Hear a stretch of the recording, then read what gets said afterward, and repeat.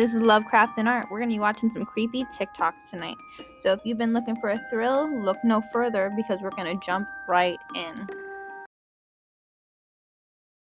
Jay-Z just came out with a new movie trailer, and it is extremely blasphemous towards Christianity. He completely replaces the story of Jesus Christ with some guy named Clarence, and uses biblical imagery and storylines to mock Jesus Christ. He even includes a crucifixion in the movie trailer to seal the deal that he is making fun of Jesus Christ's sacrifice. This was also his first post on Instagram, even though he's been a celebrity for decades. It's obvious that his return to social media is fueled by a lustful desire to see God mocked on a large scale. As we see these celebrities getting more bold about their demonic agenda to mock the truth, it is no doubt things in the spiritual atmosphere are heating up. You will never see Hollywood and these artists pour money into pushing blasphemy on a wide scale towards any other religion other than Christianity. The reason for this is because the Hollywood elite are directly serving Satan himself. Jay-Z is a full-on Luciferian, and he has openly associated himself with high-ranking Hollywood witches like Marina Abramovic, who partake in spirit-coaking rituals as a pleasing sacrifice towards demonic spirits. Galatians 6:7 says, "Be not deceived, God is not mocked. For whatsoever a man soweth, that shall he also reap." As the demonic kingdom is applying pressure towards mocking God, let us remember our God will not be mocked without punishment. Sounds familiar. New disease. No one's immune.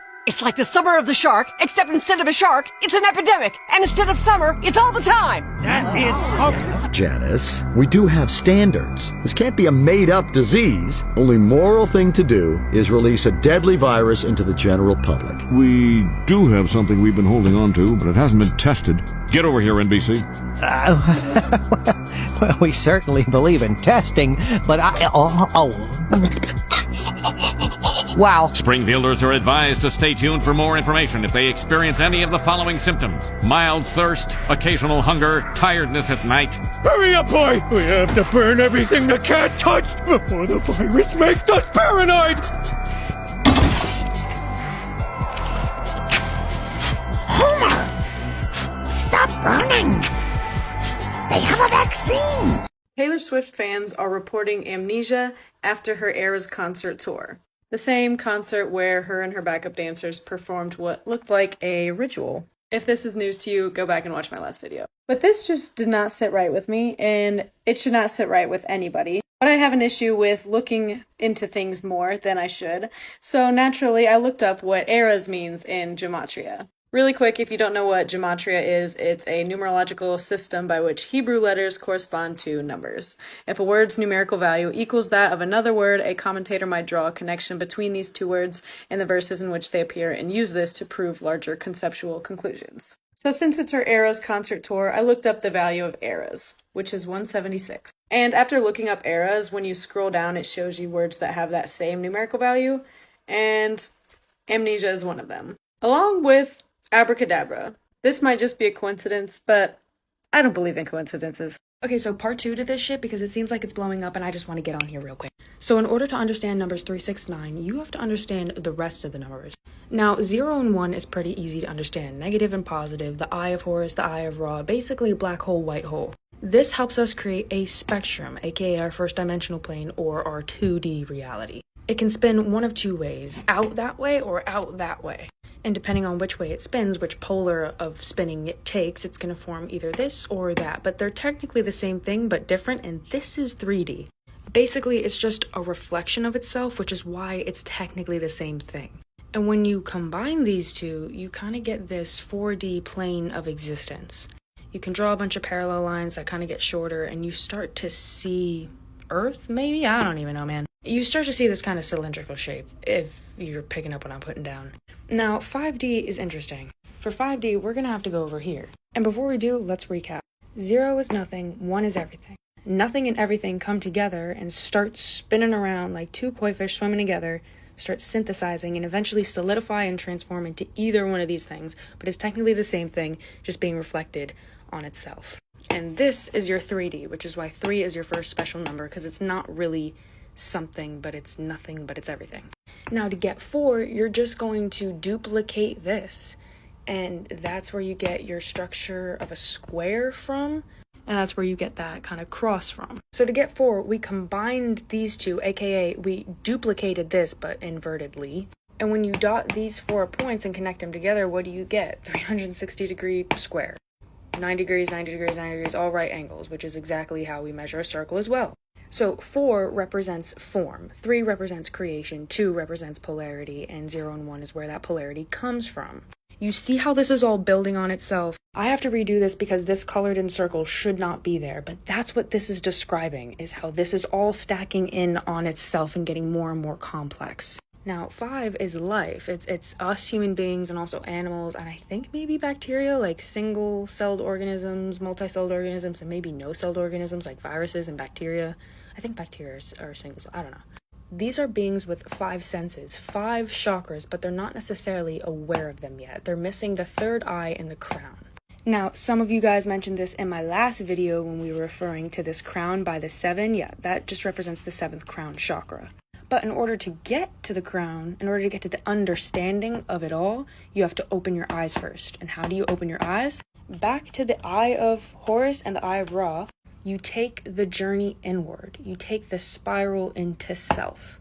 And when you get there, you open your third eye. You're able to see these 5 chakras for what they are and then start understanding them. The only way to understand is through meditation, aka rest, aka 7th day of rest, Holy Bible. Literally rubbing cancer into our skins. I thought I was just gonna go and analyze who owns the sunscreen aisle, and oh my god, I was not expecting to go down this rabbit hole this early in the morning. I thought this was gonna be a quick and easy video about 3 brands of sunscreen and 1 small brand. And literally the very first Google search I did, who owns Banana Boat? Oh yeah, that's harmless. Banana Boat's owned by Edgewell Personal Care, who also makes a lot of tampons, by the way. But then I look closer and I realize that this source right here is about a nationwide recall for 3 batches of Banana Boat.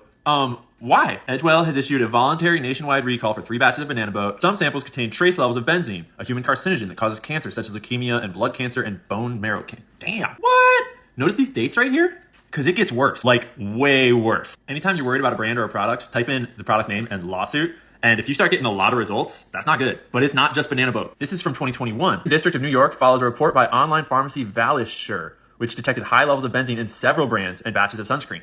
Notice how this is a paid site and I can't read the rest, but I can probably find that report. Type in all the keywords I can think of, spell benzene wrong, and boom, got it. In 2021, after analytical pharmacy Valisure reported benzene in 10 different sunscreen brands, including Banana Boat, also Aveeno, Neutrogena, which are manufactured by Johnson & Johnson. But wait, because it gets worse. If that report came out in 21, why are there recalls in 23 and 23 and 22? I found the actual report from Valisure. Goddamn heroes.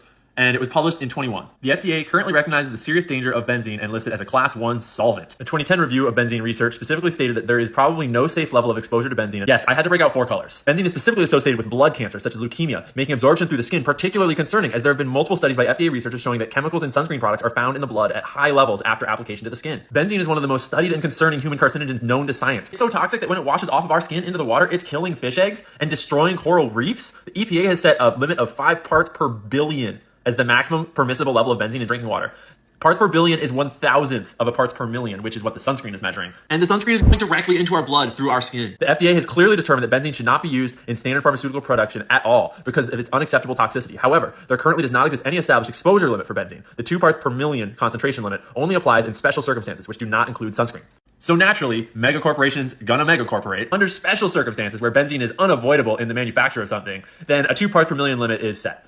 Then using the worst product that they found in this study at 6.26 parts per million, that equates to 695,000 nanograms of benzene, which is 7,248 times the NDMA limit of 96. Yes, the limit is 96 nanograms, but they found 695.8 thousand nanograms in the worst sunscreen. Holy shit. But it gets worse. Additionally, a study by Health Canada's Bureau of Chemical Hazards has shown that the application of sunscreen specifically increases the absorption rate of benzene through the skin.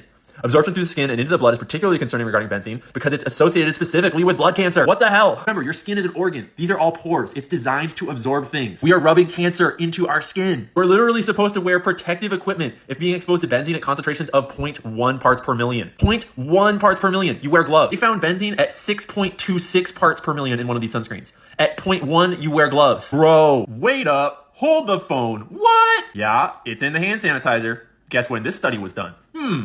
That's weird. 44 hand sanitizer products Oh, and did I mention that Coppertone is owned by Bayer, the parent company of Monsanto? Yeah, it turns out that this is what the sunscreen aisle looks like. You've got Edgewell brand, you've got Walmart brand, and you've got Monsanto brand sunscreen. I'll make another video breaking down the whole chart of all the different companies that they found with the carcinogens in it. I also have a chart of the ones they did not find carcinogens in. I haven't even had my coffee yet. What the hell, America? You guys realize that for millions of years, we didn't have these above us? And for millions of years, we lived out there in the sunshine? Our skin is designed to accept the sun, as long as you don't just burn it all off all at once. Who was it that funded those studies that said that the sun causes cancer again?